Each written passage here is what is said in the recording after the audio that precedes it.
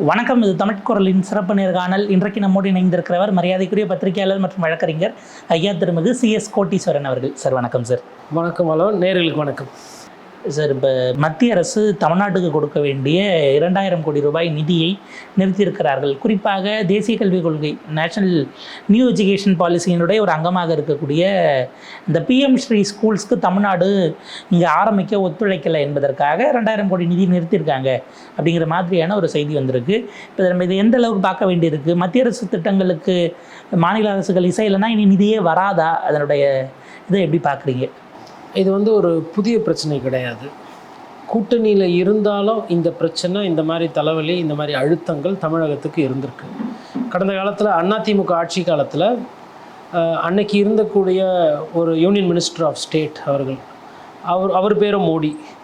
அவர் என்ன சொன்னார்னா, உள்ளாட்சி அமைப்புகளில் நீங்கள் பதவிகள் எல்லாம் நிரப்பலை, இல்லை நாங்கள் சொல் பேச்சு கேட்கலை அப்படின்னா உங்களுக்கு கொடுக்க வேண்டிய பணத்தை நாங்கள் கொடுக்க முடியாது அப்படின்னு சொல்லிட்டு பாராளுமன்றத்திலையுமே பதிவு பண்ணியிருக்கிறாங்க. இதே மாதிரி கேள்விகள் ராஜ்யசபாவில் எழுப்பப்பட்ட பொழுதும் ஏன் நிதி கொடுக்கல அப்படின்னும் போது அதற்கு ஒரு விளக்கம், ஒரு ஒரு ஒரு தரவு, இல்லை ஏதோ ஒரு முட்டு கொடுக்குற வேலை, இந்த மாதிரி எண்ணோட்டங்கள், இந்த மாதிரி பிரச்சனைகள் இருக்குது. இப்போ உதாரணத்துக்கு மெட்ரோ ரயில் கூட எடுத்துக்கலாம். மெட்ரோ ரயில் என்பது என்ன ஒப்பந்தம் அப்படின்னா, தமிழக அரசு, மத்திய அரசு, அதுக்கப்புறம் வெளிநாட்டு வங்கிகள், இந்த மூன்றும் சேர்ந்து தான் அந்த ஒரு திட்டத்தை நிறைவேற்றுறதை பார்க்குறோம். அப்படி இருக்கும்பொழுது போதிய நிதி மத்திய அரசு நமக்கு கொடுக்கணும் அப்படின்னும்பொழுது நிறைய நேரத்தில் வராமல் போயிருக்கு. அதனுடைய ஒரு நீட்சியாக தான் இதை பார்க்கணும். குறிப்பாக கல்வித்துறையில் என்ன பிரச்சனைனா, கல்வித்துறை மாநில அட்டவணையில் இருந்தவரில் எந்த ஒரு பிரச்சனையும் இல்லை.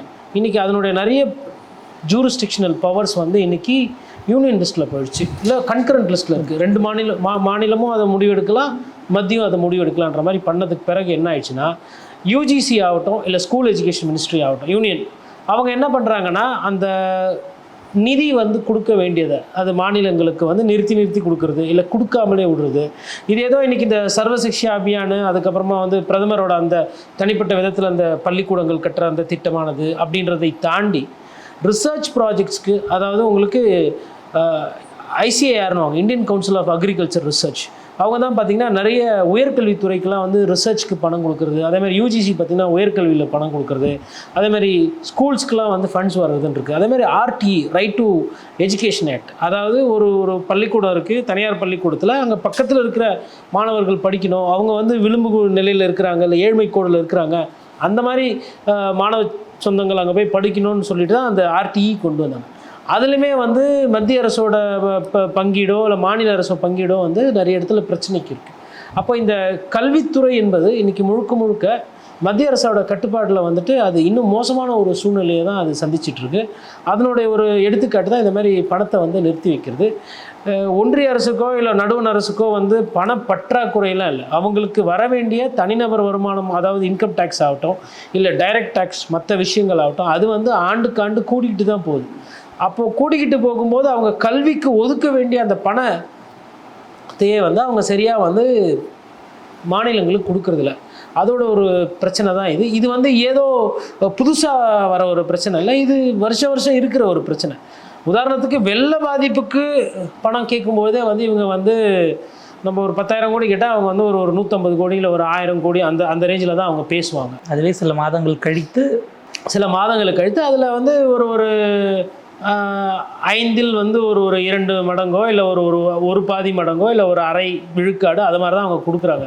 100 ரூபா கேட்டிங்கன்னா அவங்க ஒரு 10 ரூபா 15 ரூபா கொடுப்பாங்க. அந்த விகிதாச்சாரத்தில் தான் இருக்குது. அதுதான் நிதர்சனமாக இருக்குது. அப்படி இருக்கும்பொழுது இதுக்கும் அவங்க பணம் கொடுக்குறது அது எதிர்பார்த்த ஒன்று தான். இதனால் எல்லா மாநிலத்துக்கும் அப்படி பண்ணுறாங்கன்னு சொல்ல முடியாது. வட இந்தியாவில் இருக்கக்கூடிய மாநிலங்களுக்கு அதிகமான பணம் ஒதுக்கீடு இருக்குது. தென்னிந்தியாவில் இருக்கக்கூடிய மாநிலங்களுக்கு இந்த பிரச்சனை இருக்குது. இப்போ சமீபத்தில், அதாவது நம்ம நாடாளுமன்ற தேர்தலுக்கு முன்பாக கூட பார்த்தோம், ரேஷன் கடைகளில் பிரதமருடைய ஃபோட்டோ வைக்கலை என்று மேற்கு வங்கத்துக்கு ஒரு 7000 கோடி ரூபாய் PW நம்மளுடைய இது பொது விநியோக திட்டத்துக்கான ஃபண்ட்ஸை நிறுத்தி வைக்கிறாங்க. அவங்க கொடுக்கணுன்றதுக்காக ப்ரொக்யூர் ஸ்டேட் கவர்மெண்ட் அவங்க ஃபண்டை போட்டு பண்ணிட்ட பிறகு நாங்கள் எக்ஸ்டேக்கர்லேருந்து கொடுக்க முடியாது அப்படிங்கிறது, பிரதமருடைய படம் இல்லை, அவர் தானே அரிசி கொடுக்குறார் அப்படிங்கிறதெல்லாம் இது பொலிட்டிக்கலாக பண்ண வேண்டியதை கவர்னன்ஸ்குள்ளே கொண்டு வராங்களா? நீங்கள் ஃபண்ட் அலோகேஷனுக்குள்ளே பியூரோக்ரஸி அப்படி யோசிக்குதா, இல்லை அது அமைச்சர்கள் கொடுக்கக்கூடிய இன்புட்டாக நம்ம பார்க்கணுமா? இது ஒரு ரொம்ப துல்லியமான கேள்வி. இப்போது உங்களுக்கு ஃபுட் செக்யூரிட்டி ஆக்ட் இருக்குது. இந்த ஃபுட் செக்யூரிட்டி ஆக்ட் என்ன சொல்லுது அப்படின்னா, இந்திய நாட்டில் இருக்க பிரஜை எல்லாருக்குமே வந்து 3 வேளை உணவு கொடுப்பது என்பது வந்து ஒரு மத்திய அரசோட ஒரு வேலை.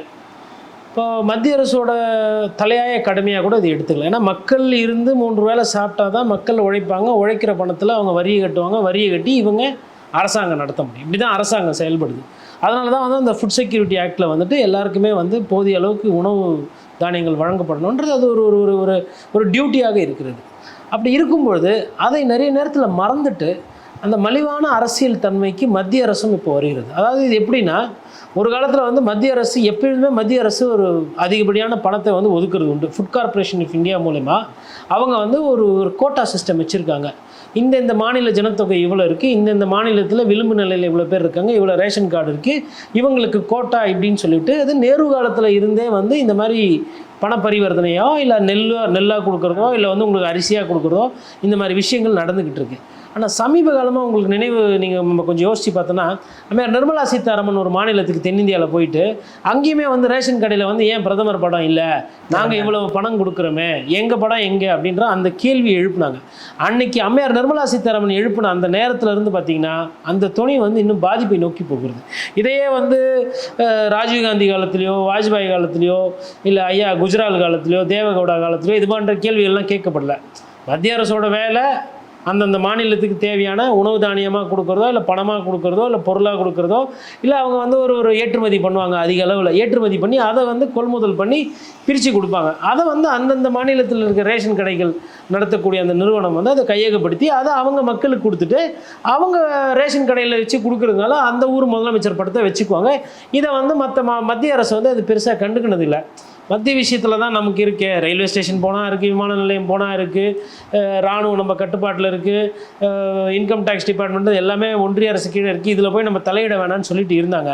ஆனால் இன்றைக்கி இருக்கிற பிரதமர் அவர்கள் அதாவது பாரதிய ஜனதா கட்சியோட சூழ்நிலை என்ன இருக்குன்னா, நாங்கள் அரிசிக்கு நாங்களும் காசு கொடுக்குறோம், அப்போது பிரதமர் தான் அரிசி கொடுத்தாரு அப்படின்ற மாதிரி அவங்க இப்போ ஒரு முயற்சி பண்ணுறாங்க.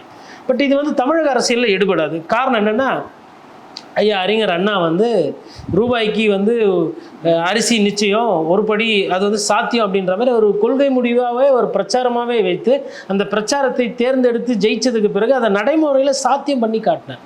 அப்போ இந்த இலவச அரிசி என்பது அப்படின்னு பார்த்தீங்கன்னா இந்த திராவிட கட்சிகளில் ஊறி ஒன்று இருக்கிற ஒரு விஷயம். அதுவும் குறிப்பாக சொன்னால் எம்ஜிஆர் அவர்கள் அதை எடுத்திங்கன்னா அந்த சத்துணவு மேம்படுத்துறது, ஐயா காமராஜர் உணவு விஷயங்களில் வந்து மாணவர்களுக்கு சாப்பாடு போடுறது அப்படின்னு பார்க்கும்போது இந்த நீதி கட்சி காலத்தில் இருந்தே நீங்கள் இந்த நூன் மீல் சென்டர் எடுத்துக்கிட்டாலும் சரி, இல்லை ஃப்ரீ மீல்ஸ் எடுத்தாலும் சரி, இல்லை காலை உணவு இப்போது ஐயா திரு ஸ்டாலின் அவர்கள் கொடுத்துருக்கிறது எடுத்தாலுமே சரி, இந்த உணவு விஷயத்தில் வந்துட்டு தமிழர்களை வந்து மிஞ்சிக்கிறதுக்கு கிடையாது.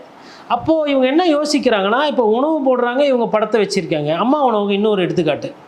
அப்போ அம்மா உணவகம் பேர் தான் அம்மா உணவகம், ஆனால் அதை செயலாக்கம் பண்ணி எல்லாம் வடிவம் கொடுத்து எல்லாம் பண்ணது மாநகராட்சி. அப்போது இந்த மாதிரி ஒரு விஷயம் வந்து இவங்க பண்ணுறாங்க. நம்மளும் இந்த மாதிரி ஒரு விஷயத்தில் பங்கு பெறணும், நமக்கும் இந்த விளம்பரம் வேணும்னு சொல்லிட்டு ஆல்ரெடி பண்ணிக்கிட்டு இருக்கிற ஒரு விஷயத்தை புதுசாக ஏதோ பண்ணுற மாதிரி ஒரு கணக்கை காட்டிட்டு அந்த பப்ளிசிட்டி எங்களுக்கும் வேணும்னு சொல்லிட்டு பண்ணுறதுனால வர பிரச்சனைகள். இதனால தான் வந்து அவங்க வெஸ்ட் பெங்காலில் என்ன பண்ணுறாங்கன்னா வந்து இப்போது வெஸ்ட் பெங்காலும் வந்து அங்கேயும் ரயில்வே ஸ்டேஷன் இருக்குது, அங்கேயும் ரயில் போகுது. இப்போ வெஸ்ட் பெங்கால் ரயில்வே துறையில் இல்லை ரயிலெல்லாம் பாரத பிரதமர் மோடி அவர்கள் படம் இருக்குது, ரயில்வே ஸ்டேஷனில் போனால் அங்கே மம்தா பானர்ஜி படம் வச்சா மத்திய அரசு ஒத்துக்கணும். அப்போது ஒரு ரயில்வே ஸ்டேஷனோ இல்லை ஒரு ஏர்போர்ட்டோ இருக்குது அப்படின்னா அதுக்கு மாநில கட்சிகளோட பங்களிப்பு அதிகமாக இருக்குது. குறிப்பாக சொன்னால் குப்பை வாரி கொண்டு வெளியில் போட்டுட்டதுலேருந்து அந்த குப்பையை அப்புறப்படுத்துகிற வேலையிலேருந்து ஆரம்பித்து மொத்தம் லோக்கல் கவர்மெண்ட் செய்கிறது, லோக்கல் பாடி செய்கிறது. இதில் போக உங்களுக்கு கரண்ட்டு கொடுக்குறதுலேருந்து பாதுகாப்புலேருந்து 1000 விஷயம் இருக்குது. அப்போ ஒரு சிலது நீங்கள் பணம் கொடுக்குறீங்க, ஒரு சிலது இவங்க பாதுகாப்பு தேவைப்படுற உபகரணங்கள் இவங்க கொடுக்குறாங்க. ஆனால் கடந்த காலத்தில் அரசியல் தலைவர்கள் இது உண்ணுது இது என்னது, அதில் வர பெருமை பேர் நீங்கள் எடுத்துக்கோங்க, அதில் வர கெட்டது நீங்கள் பார்த்துக்கோங்க, இதில் வர பேர் நல்லது கெட்டது நாங்கள் எடுத்துக்கிறோன்னு இருந்தாங்க. ஆனால் இன்றைக்கி மலிவான தலைவர்கள் அதிகமாக ஆக்கிட்ட காரணத்தினால எல்லா பப்ளிசிட்டியும் எனக்கு வந்துடணும். அது ரேஷன் கடையாக இருந்தாலும் சரி, பள்ளி கல்வி கட்டடம் திறக்கிறதா இருந்தாலும் சரி, அந்த மாதிரி இது இப்படியே படிப்படியாக போய் எங்கே போய் நிற்கும்னா, முந்த காலத்துலலாம் வந்து கவுன்சிலர்கள் தான் வந்து ஒரு கார்ப்பரேஷனில் ஒரு டாய்லெட் திறக்கிறது, ஒரு உணவு விடுதி திறக்கிறதுனால மாநகராட்சி உறுப்பினர்கள் தான் திறப்பாங்க. இப்போ என்ன ஆகி போச்சுன்னா போட்டா போட்டி போட்டு அதையுமே மந்திரி வந்து திறக்கிறார். மந்திரி திறக்க வேண்டியதை முதலமைச்சர் 110 படிக்கிறார். முதலமைச்சருக்கு வர வேண்டிய பப்ளிசிட்டியை பிரதமர் ஆஃபீஸ்லேருந்து அவங்க எடுத்துன்னு போக பார்க்குறாங்க. இதுதான் இந்த இது முன்னாடி வந்து எப்படின்னா ஒருத்தர் பண்ணுற உதவியோ நலத்திட்டமோ மற்றவங்களுக்கு தெரிய வேணாம், அது மக்களை போய் சேர்ந்தால் போதும், அதனால் வர பிரச்சாரமோ விளம்பரமோ நமக்கு தேவை. அதுதான் ஒரு பாட்டில் பாடியிருப்பாங்க, ஊரார் தெரிந்து கொள்ள புகைப்படம் எடுத்துக்கொண்டால் அதில் சுயநலம் உண்டு அப்படின்னு சொல்லிட்டு எம்ஜிஆரோட ஒரு பாட்டில் வரும். அந்த மாதிரி இவர்கள் ஊரார் தெரிந்து கொள்ள புகைப்படம் வைக்கிறதோ இல்லை புகைப்படம் எதிர்ப்பதே முழு நேர அரசியலாக பார்க்குறாங்க. அதனால் இந்த சண்டை பார்த்திங்கன்னா இனிமேல் ஜாஸ்தியாகும். ரேஷன் கடையில் விற்க சொல்லுவாங்க, ஸ்கூலில் விற்க சொல்லுவாங்க, காலேஜில் பிரதமர் படத்தை வைங்கன்னுவாங்க. எங்கெங்கெல்லாம் மத்திய அரசு பணம் கொடுக்குதோ, அதாவது வரியை வாங்கிக்கிங்க தமிழ்நாட்டிலேருந்து, அதுக்கு தான் வந்து ₹1 வாங்கிக்கிறா திருப்பி 29 காசு கொடுக்குறது. அந்த 29 காசு கொடுக்குறதும் இல்லாமல் அதில் வந்துட்டு இந்த படத்தை வைங்க, PM கிசான்னு வைங்க, PM அதுன்னு வைங்க, PM இதுன்னு வைங்க அப்படின்ற மாதிரி இந்த அழுத்தம்லாம் வரும். இது தொடர்கடன் நீடிக்கும். இப்போ இதில் இன்னொரு டைம் டியூரேஷன் நம்ம பார்க்க வேண்டியிருக்கு. தமிழ்நாடு அரசு மின்சார கட்டணத்தை உயர்த்தி அறிவித்திருக்கிறார்கள். ஜூலை 1 அமலுக்கு வர்றது. பட் விக்கிரவாண்டி இடைத்தேர்தல் முடிஞ்சு ஜூலை 15 தான் அந்த அனௌன்ஸ்மெண்ட்டை கொடுக்குறாங்க. டான்ஜெட்கோ அதில் கூடுதலாக அந்த அறிக்கையில் ஒரு வார்த்தை சேர்த்துருக்கு. இதில் வந்து பார்த்திங்கன்னா ஆண்டுதோறும் உயர்த்த வேண்டியது அப்படிங்கிறது மத்திய அரசினுடைய அழுத்தம் அப்படிங்கிற மாதிரியான ஒரு ஸ்டேட்மெண்ட்டையும் கொடுத்துருக்குறாங்க. அப்போ இந்த மின் கட்டண உயர்வை தவிர்க்க முடியாத இடத்திற்கு தமிழ்நாடு அரசு வந்து விட்டதா அப்படிங்கிற ஒரு கேள்வி இருக்குது. அதை எப்படி பார்க்குறீங்க? இல்லை, தவிர்க்க முடியாதுன்றலாம் இல்லை. மத்திய அரசு பேரை சொல்லிவிட்டு தமிழக அரசு அதற்கு பின்னாடி ஒளிந்து கொள்கிறது. என்ன சொல்கிறேன்னா, மத்திய அரசு 1000 கருத்து சொல்லுது, 1000 சர்க்குலர் அனுப்புது, 1000 விஷயங்கள் கேட்குது.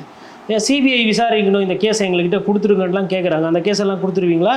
மத்திய அரசு தான் கேட்குது, கொடுத்துருவீங்களா? அதெல்லாம் பண்ணுறீங்களா? பண்ண மாட்டீங்க. சிபிஐ வந்து இங்கே விசாரிக்கக்கூடாதுன்னு சொல்லிட்டு ஒரு சர்க்குலர் இருந்தால் அந்த சர்க்குலர் திரும்ப பெற்றீங்க. அப்போ மத்திய அரசை தேவைப்படுகின்ற வேளையில் எதிர்த்தோ இல்லை எதிர்நிலையோடு இருந்து அரசியல் தெம்பு திராணி படைத்தவர்கள் தான் தமிழக கட்சிக்காரர்கள். உதாரணத்துக்கு நீட்டு, அவங்க வந்து நீட்டு வேணுன்றாங்க, நீங்கள் நீட்டு வேணான்றீங்க.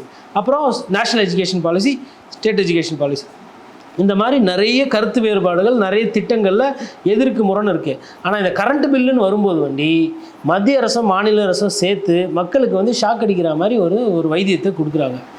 மருத்துவர் ஐயா கூட இது பிரச்சாரமெல்லாம் பண்ணார். விக்கிரவாண்டி தேர்தலுக்கு பிறகு கரண்ட் பில் ஏற்றுவாங்கன்னாங்க. அவர் வாய்க்கு சக்கரை தான் போடணும், ஏற்றிட்டாங்க. அப்போ அடிப்படையில் என்னென்னா, மத்திய அரசு பேரை சொல்லிவிட்டு இங்கே இருக்கக்கூடிய திமுக ஆட்சி வந்து ஒளிந்து கொள்ள முடியாது. நீங்கள் அதிமுக ஆட்சி காலத்தில் இருந்த பொழுது அவர்கள் விலைவாசி ஏற்றுறோம், கரண்ட் பில் ஏற்றுறோம்னு சொன்னப்போ நீங்கள் அன்றைக்கி எதிர்த்தீங்க. அன்றைக்கும் இதே மத்திய அரசு தான், அன்றைக்கும் இதே பாஜக அரசு தான். அன்றைக்கும் பியூஷ் கோயல் இருந்தார், பியூஷ் கோயல் போன்ற அமைச்சர்கள் இருந்தாங்க.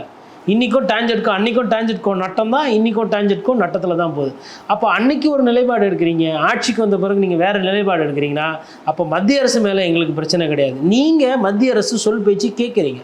அப்போ நீங்கள் கிட்டத்தட்ட கூட்டணியில் இல்லாமல் கூட்டணியில் இருக்கிற வேலை தானே. எதற்கு நீங்கள் 2 பேரும் கருத்து ரீதியாக கொள்கையில் மோதிக்கிறீங்க? ஓட்டு கேட்க வரும்போது என்ன சொல்கிறீங்க? பாஜக ஃபாசிச ஆட்சி தானே பேசுகிறீங்க. இப்போ ஃபாசிச ஆட்சி 1000 சொல்லும், இல்லை 10,000 ஒரு 10 விஷயம் சொல்லுவாங்க. அதெல்லாம் கேட்குறதுக்காக நீங்கள் இருக்கிறீங்க. அதுக்கு அண்ணாமலை முதலமைச்சராக இருந்தலாமே, எதற்கு தமிழக முதலமைச்சர் திரு ஸ்டாலின் அவர்கள் அவங்க சொல்கிறத இங்கே கேட்குறாங்கன்னா அப்போ பிஜேபி இருந்துட்டு போகலாமே. எதற்கு அங்கே திமுக? மக்கள் யாருக்கு ஓட்டு போட்டாங்க? பிஜேபிக்காக ஓட்டு போட்டாங்க, திமுக தான் ஓட்டு போட்டாங்க. என்ன சொன்னீங்க? மாதந்தோறும் கரண்ட் பில்லு போடுவோம் அப்படின்னு நீங்கள் சொன்னீங்க. யாரும் கேட்கல. வாக்காளர்கள் போய் ஐயா எங்களுக்கு மாதந்தோறும் கரண்ட் பண்ணுங்கன்னு, அவங்களுக்கு அப்படி ஒரு சிந்தனையே கிடையாது, அப்படி ஒரு விஷயம் இருக்கிறது கூட தெரியாது. அப்படி இருந்தவர்களுக்கு பிரச்சாரத்தின் மூலமாக ஆசை வார்த்தைகள் கூறி மாதத்துக்கு ஒரு முறை கரண்ட்டு நாங்கள் பண்ணுறோன்னு சொல்லிவிட்டு தொடர்ந்து 3 ரூபாய்க்கு ஏற்றிருக்கீங்க. ஏற்றினது பத்தாமல் என்ன சொல்கிறீங்க? அந்த வழியெல்லாம் உங்களுக்கு தெரியாது, நாங்கள் 40 காசு 50 காசு தான் ஏற்றிருக்கோம், அதெல்லாம் 30 பைசாலாம் ஒரு பிரச்சனையே கிடையாது, மாதத்துக்கு 80 ரூபா 40 ரூபான்னு. இது நீங்கள் ஹோட்டலுக்கோ இல்லை வந்து ஒரு கேளிக்கை விடுதிக்கோ இல்லை நீங்கள் ஒரு தேட்டருக்கோ போகிறீங்கன்னும் போது அதெல்லாம் உங்கள் டிக்கெட் விலையில் நீங்கள் சாப்பிட்ற சாப்பாட்டில் உணவுலாம் பார்த்தீங்கன்னா 169 ரூபா இருக்குது அப்படின்னா அது ஒரு 200 ரூபாய்க்கு போயிடும்.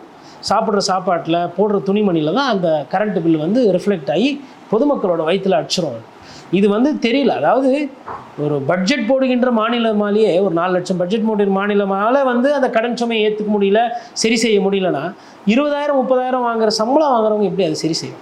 இப்போ நம்ம இந்த கருத்தை வந்து பார்த்திங்கன்னா நம்ம தொடர்ந்து சொல்லிக்கிட்டு வரோம். காரணம் என்னன்னு பார்த்தீங்கன்னா, மக்களோட பிரச்சனை ஆட்சியாளர்களுக்கு தெரியறதில்லை. இப்போ இந்த விஷயத்தில் வந்து இன்றைக்கி இருக்கிற திமுக ஏற்றிருக்கு அப்படின்னா இதற்கு புள்ளையார் சுழி போட்டு அந்த திட்டத்தை கொண்டு வந்தது மத்திய அரசு. 2015 உதயமின் திட்டத்தின் மூலமாக தான் இந்த மாதிரி மாநில சுயாட்சி பேசுவோம், ஆனால் மத்திய அரசு வந்து முடிவெடுக்கலான்ற மாதிரி கையெழுத்து போட்டு தாரை வார்த்து விடுத்தது அதிமுக. அப்போ பாஜக கொண்டு வர அதிமுக அதை வளர்த்து விட திமுக அதுக்கு அடைகாத்து இன்றைக்கி அதை வளர்த்து விடுது. இந்த 3 கட்சிகளும் சேர்ந்து தான் இந்த கரண்ட் பில் இந்த அளவுக்கு ஏறி இருக்கிறதுக்கு காரணம். இப்போது இதனுடைய விழுக்காடு நீங்கள் பார்த்தீங்கன்னா இன்னொரு வாதம் வைப்பாங்க, மற்ற மாநிலங்களை பாருங்கள் அங்கேயே ஏறி இருக்குது, மற்ற மாநிலங்களில் தப்பு பண்ணாங்கன்றதுக்கோசரம் நம்மளும் தப்பு பண்ணோமா? ஏன் ஒரு விஷயம் தமிழகத்தில் விலைவாசி கம்மியாக இருந்தால் என்ன கெட்டு போச்சு? அது ஒரு சந்தோஷப்பட வேண்டிய விஷயம் தானே. அப்போது இவர்கள் இது வந்து இப்போ எப்படி கடன் சுமையிலேருந்து மீட்கிறது, இது எப்படி சரி செய்கிறதுன்ற அடுத்த கேள்வி வரும். அப்போ அவங்க சோலாரை நோக்கி போனோம். அதே மாதிரி வீட்டில் வந்து கரண்ட் பில் குறைக்கிறதுக்கு உண்டான யுக்திகள்லாம் நிறைய இருக்குது. அந்த மாதிரி விஷயங்களை பண்ணணும்.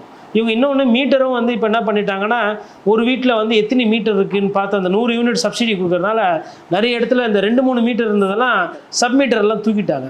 அப்போ சப்மீட்டரும் தூக்கிட்டீங்க, மாதத்துக்கு ஒரு வாட்டி கரண்ட் பில்லுன்றது கொண்டு வரலை, அதுக்கு பதிலாக கரண்ட் பில்லே 3 வாட்டி ஏற்றிட்டீங்க. முழு நேர அமைச்சர் ஆமாம். அதுக்கப்புறமா வந்துட்டு இது இல்லாமல் வந்து இப்போ இன்றைக்கி இபி லைனு, அதுக்கப்புறம் மீட்டர்லாம் நீங்கள் போய் கேட்டிங்கன்னா இபியில் வந்து நீங்கள் நான் பணம் கட்டிட்டீங்க, பொருள் இல்லைங்க, பொருளை வாங்கி கொடுங்கன்னு வாங்க. இது உண்மை.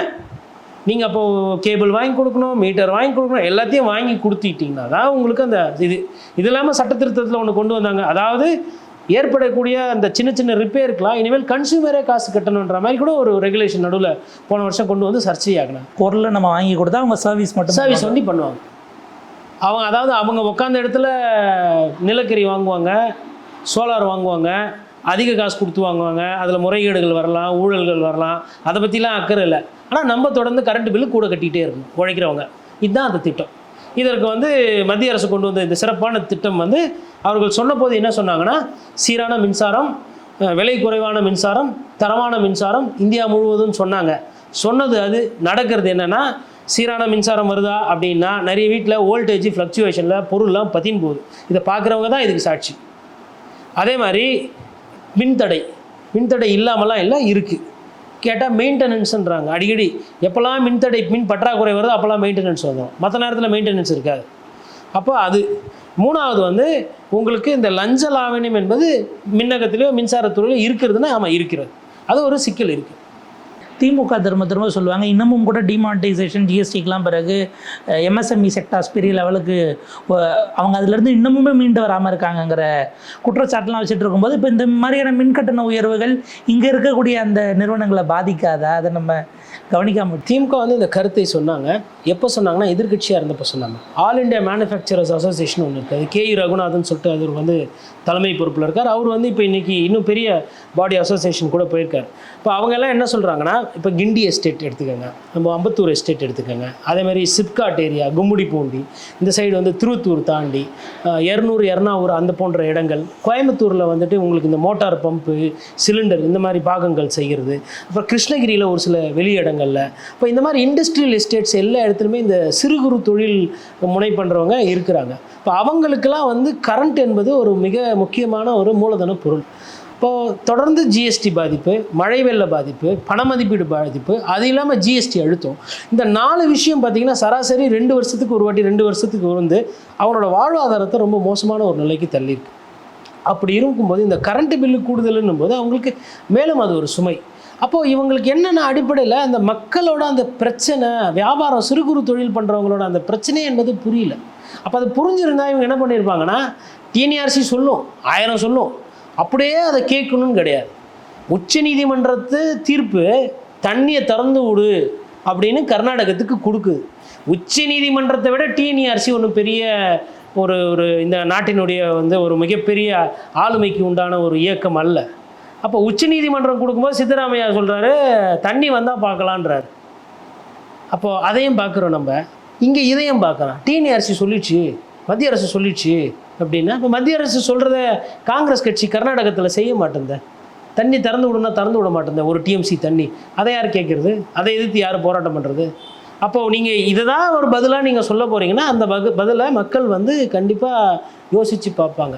இது விலைவாசி ஏற்றம் என்பது ஓரளவுக்கு இருந்தால் சமாளிப்பாங்க. உங்களுக்கு ஒரு சைடு வந்து மத்திய அரசு வந்து மக்களை வந்து கிட்டத்தட்ட கையேந்த தான் வைக்கலை, அவங்களோட அந்த கொள்கையினால் வந்து மக்கள் பாதிப்பு உள்ளாயிருக்கிறாங்க. அப்போ ஒரு சைடு மத்திய அரசினுடைய அந்த நெருக்கடி, இன்னொரு சைடு மாநில அரசு இந்த மாதிரி விலைவாசிகள் எல்லாம் ஏற்றும் போது பாதிக்கப்படுறது மக்கள் தான். உங்களோட நேரத்துக்கும் கருத்துக்களுக்கும் ரொம்ப நன்றி சார். நன்றி.